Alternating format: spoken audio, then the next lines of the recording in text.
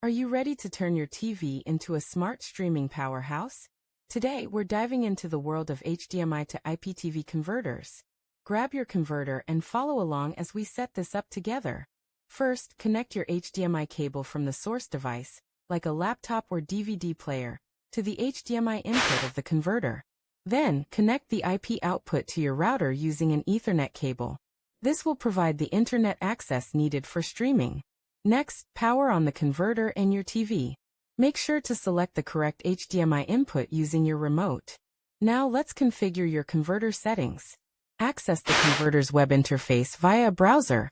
Usually, it's a default IP address mentioned in the manual. If you want a seamless experience, consider the 1080p H.264 encoder for crisp video quality.